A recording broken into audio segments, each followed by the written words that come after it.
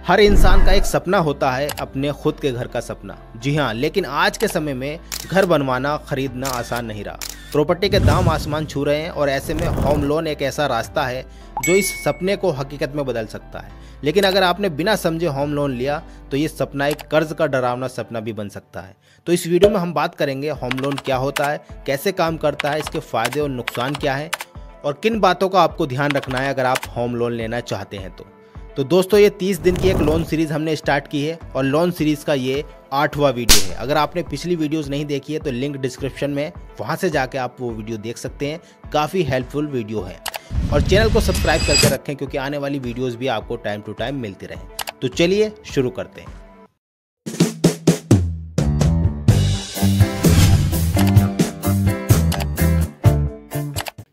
Home loan को अच्छे से समझने के लिए पहले हमें ये जानना होगा कि आखिर होम लोन क्या होता है। होम लोन एक ऐसा लोन होता है जो आपको घर खरीदने के लिए दिया जाता है, घर बनवाने के लिए दिया जाता है और घर की मरम्मत करवाने के लिए दिया जाता है। बैंक कहती है हम आपको होम लोन दे रहे हैं, आप घर खरीद सकते हैं, बनवा सकते हैं, मरम्मत करा सकते हैं।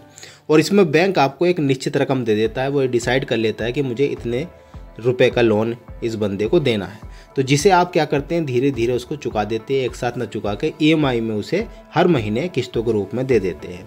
EMI जो आपकी बनती है वो दो चीज़ों से मिलकर बनती है। पहला है आपका प्रिंसिपल अमाउंट, यानी कि आपने जितने का लोन लिया है एक तो वो अमाउंट होता है। उसके साथ साथ ब्याज होता है जो बैंक इस पर आपके लोन पर लगाती है, तो वो ब्याज इसमें जुड़ा हुआ होता है। तो दोनों का थोड़ा थोड़ा हिस्सा होता है, उसको मिलाकर ही आपकी एक EMI बना दी जाती है कि आपको इतनी EMI हर महीने देनी है। और ये लोन जो आप लेते हैं ये ज़्यादातर 10 साल से लेकर 30 साल के बीच में इसकी अवधि होती है। वो बैंक डिसाइड करता है कि आपको 10 साल के लिए देना है या 20 साल के लिए देना है। तो होम लोन की ये डेफिनेशन होती है। तो आई होप आपको क्लियर हो चुका होगा। चलिए अब इसके बारे में डिटेल में समझते हैं। होम लोन तो समझ में आ गया, लेकिन ये होम लोन काम कैसे करता है। जब आप आवेदन करते हैं होम लोन के लिए, बैंक में कहते हैं कि हमें होम लोन चाहिए, तो बैंक आपकी फाइनेंशियल स्थिति देखता है, यानी कि आर्थिक स्थिति देखता है। आर्थिक स्थिति में क्या क्या वो चेक करता है, आपकी एक तो मासिक इनकम देखेगा, आपकी महीने की इनकम कितनी है, तभी तो वो लोन देगा। आप चुका पाओगे नहीं चुका पाओगे ये वो देखेगा। नौकरी या बिजनेस की स्थिरता देखेगा, आप कौन सा बिजनेस करते हैं, नौकरी करते हैं। नौकरी भी अगर करते हैं तो वो स्थिर है या नहीं है, हर महीने पैसे आते हैं नहीं आते हैं। और आपका सिविल स्कोर चेक करेगा वो 700 प्लस है या नहीं है। उसके बाद में आपकी जो प्रॉपर्टी है जहाँ पर आप घर बना रहे हैं तो उसकी वैल्यू भी वो चेक करता है। अगर ये सब कुछ सही निकलता है तो बैंक आपको एक तय राशि देने के लिए मंजूरी दे देता है। तय राशि कितनी होगी वो आपकी प्रॉपर्टी की वैल्यू पर डिसाइड करेगा, वो आपके सिविल स्कोर पर डिसाइड करेगा कि आपको कितने का लोन मिलेगा। हो सकता है आपको 20 लाख का लोन मिल जाए, हो सकता है आपको 30 लाख का लोन मिल जाए। तो आपकी प्रॉपर्टी, सिविल स्कोर, बिजनेस, नौकरी, मासिक इनकम, ये सब कुछ डिसाइड करके बैंक खुद कहेगा हम आपको इतना लोन दे सकते हैं। और ये पैसा बिल्डर या फिर सेलर को ट्रांसफ़र कर दिया जाता है। जहाँ से आप घर खरीद रहे हैं, घर बनवा रहे हैं या कोई बिल्डर है तो वहाँ पर उसको सेंड कर दिया जाता है, जिससे कि आपका मकान जल्दी से जल्दी बन सके या आप ले सकें। उसके बाद क्या होता है, आपको हर महीने एक निश्चित रकम, यानी कि जितनी आपकी EMI बनी होगी, मान लीजिए अगर आपकी EMI 10,000 रुपये बनी है तो आपको वो EMI हर महीने बैंक को चुकानी होती है। और जब तक कि ये पूरा लोन आपका समाप्त ना हो जाए, जब तक इसी तरह से प्रक्रिया चलती रहेगी, हर महीने आपकी EMI जाती रहेगी। तो कुछ इस तरीके से ये होम लोन काम करता है। चलिए अब आगे बढ़ते हैं।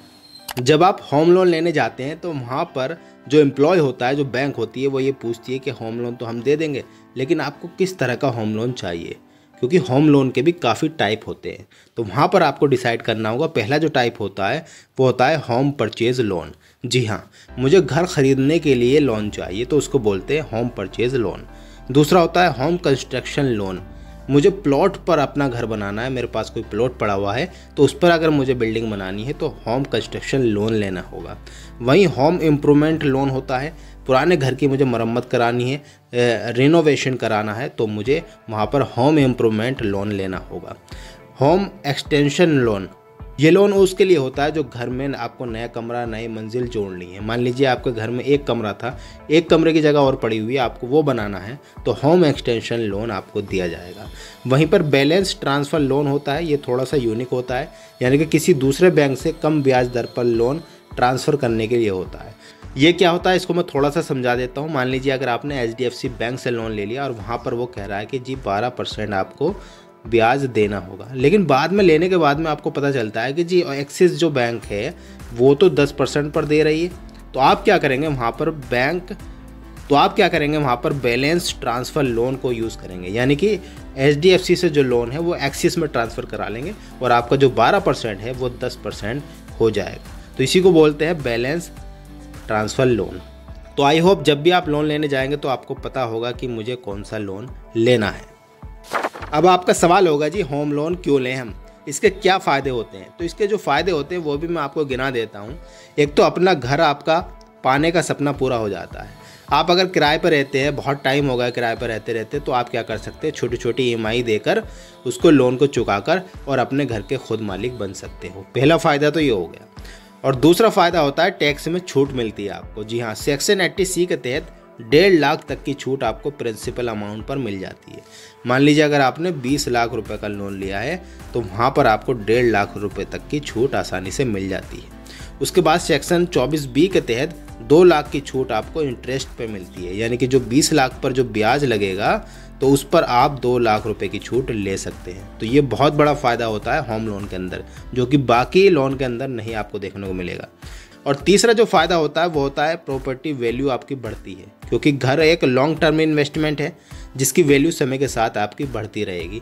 अगर आप 10 साल के लिए लोन लेते हैं तो 10 साल के बाद काफ़ी वैल्यू उसकी बढ़ जाती है।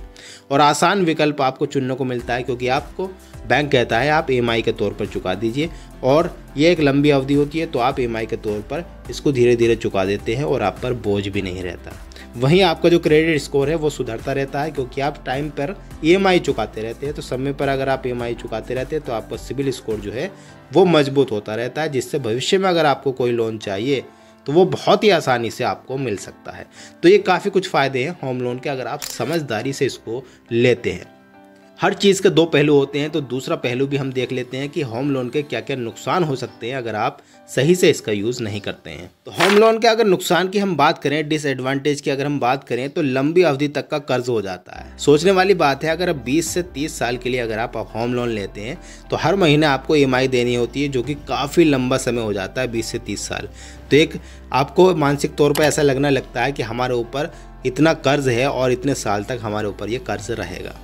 और दूसरा पॉइंट है ब्याज का बोझ। जी हाँ, अगर आपने 40 लाख का लोन ले लिया तो 20 साल तक अगर आपको उसको चुकाना है तो ब्याज वगैरह सब जोड़कर 70 लाख तक आपको चुकाना पड़ सकता है। कहाँ आपने 40 लाख लिया था और ब्याज जुड़ते 70 लाख तक आपको चुकाना पड़ सकता है। तो काफ़ी बड़ा इसको नुकसान हम कह सकते हैं। और डिफ़ॉल्ट का डर होता है। मान लीजिए आने वाले भविष्य में अगर आपकी कोई इनकम का सोर्स नहीं रहा और आप EMI नहीं चुका पाए तो आपकी जो प्रॉपर्टी होगी, जहाँ पर आप घर बनाना चाहते हैं, ख़रीदना चाहते हैं, तो वो आपकी ज़ब्त कर ली जाएगी और सिबिल स्कोर आपका ख़राब हो जाएगा। वहीं कुछ हिडन चार्जेस भी होते हैं, जैसे प्रोसेसिंग फ़ीस हो गई, रीपेमेंट पेनल्टीज़ हो गई, लीगल फ़ीस हो गई। ऐसे कई जो आपकी पेनल्टीज़ चार्जेस छुपे हुए होते हैं जो कि हमें शुरू में समझ में नहीं आते। जब हम लोन चुकाते हैं तो वहाँ पर जुड़कर एक काफ़ी बड़ी रकम बन जाती है। वहीं फ्लोटिंग रेट का जोखिम होता है। मैंने पिछली वीडियोस में आपको बताया फ्लोटिंग क्या होता है, तो उसको भी आप देख सकते हैं। तो फ्लोटिंग का जोखिम क्या होता है कि ब्याज दर बढ़ने लगती है या फिर घटने लगती है, तो EMI उसके हिसाब से बढ़ेगी और घटेगी, तो वहाँ पर कुछ नुकसान आपको हो सकता है। अगर फ्लोटिंग रेट बढ़ गया तो आपकी EMI भी बढ़ जाएगी, 4,000 से 5,000 हो जाएगी, 10,000 से 11,000 12,000 हो जाएगी। तो आपको ये ज़रूर ध्यान रखना है कि इसके फ़ायदे और नुकसान क्या है, तभी आपको लोन को अप्लाई करना चाहिए। लेकिन कुछ टिप्स भी मैं आपको देना चाहूँगा, अगर आप होम लोन लेना चाहते हैं तो किन बातों का आपको ध्यान रखना है ताकि आप कम से कम नुकसान उठा पाएँ। अगर आप होम लोन लेने की सोच रहे हैं तो आपको इन बातों का ध्यान ज़रूर रखना चाहिए। तो सबसे पहला पॉइंट है, आपको कंपेयर ज़रूर करना चाहिए। बहुत से क्या करते हैं कि एक ही बैंक में जहां उनका खाता है वहीं से जाकर लोन ले लेते हैं। आपको ऐसा नहीं करना है, अलग अलग बैंकों में जाना है और उनकी ब्याज दर देखनी है, कौन कितने % पर लोन दे रहा है। तो जिसकी परसेंटेज कम होगी वहाँ से आप लोन ले सकते हैं। दूसरा, फिक्स और फ्लोटिंग का रेट आपको समझना होगा। पिछली वीडियोस में मैंने बता रखा है, तो वहाँ से आप देख सकते हैं फिक्स और फ्लोटिंग रेट क्या होता है। तो फिक्स में तो आपकी EMI फिक्स रहती है। मान लीजिए जब आपने लोन लिया तो 5,000, उसने कहा कि 5,000 आपकी EMI है, तो वो फिक्स रहेगी। और फ्लोटिंग में बाज़ार के हिसाब से चलती है, अप डाउन होती रहती है। तो 5 से वो 5.5 भी हो सकती है और 5.5 से वो 4.5 भी हो सकती है।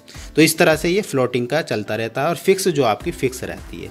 और EMI आपकी इनकम के 40% से ज़्यादा नहीं होनी चाहिए। जब आप लोन लें तो आप ये डिसाइड करें कि मेरी इनकम कितनी है, तो उसका 40% ही आपको EMI बनवानी है, उससे ज़्यादा नहीं बनवानी। मान लीजिए अगर आपकी इनकम है 50,000 रुपये, तो आपको 40% ही EMI बनवानी है, 40% से ज़्यादा आपको EMI नहीं बनवानी है। 40% इसका कितना हो जाएगा, 20,000 रुपये से ऊपर आपकी EMI होम लोन की नहीं होनी चाहिए। तो आपको इन चीज़ों का ध्यान रखना है, वरना आपके साथ क्या होगा, और जो आपके फैमिली के खर्चे हैं वो संभालने मुश्किल हो जाएंगे, तो अगर आप ज़्यादा EMI बनवा लेंगे तो। वहीं अगर हम बात करें कुछ हिडन चार्जेस छुपे हुए होते हैं, उनको भी आपको ध्यान में रखना है। जब आप एग्रीमेंट पढ़ते हैं, साइन करते हैं, तो वहाँ पर आपको सब कुछ देखना चाहिए, कितने हिडन चार्जेस हैं, कौन से चार्ज कितने के लग रहे हैं।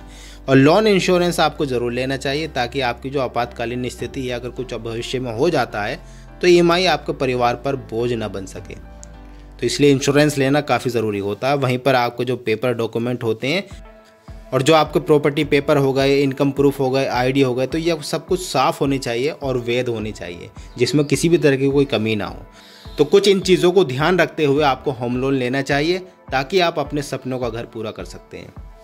तो दोस्तों, होम लोन लेना एक बड़ा फैसला है। अगर सही तरीके से लिया जाए तो ये आपके सपनों का घर दिला सकता है, लेकिन बिना समझे लिया तो होम लोन कर्ज का जाल भी बन सकता है। इसलिए लोन लेने से पहले सोचिए, कंपेयर करिए और समझदारी से फैसला लीजिए। और कमेंट में बताइए कि आप होम लोन लेकर घर लेना चाहेंगे या फिर सेविंग से घर बनाना पसंद करेंगे। तो अगर आपको वीडियो अच्छी लगी है तो वीडियो को लाइक कर दें, शेयर कर दें, तो चैनल को सब्सक्राइब कर दें, क्योंकि इस सीरीज़ की आने वाली वीडियोस काफ़ी इन्फॉर्मेटिव होने वाली है, वो आपको टाइम से मिल सके।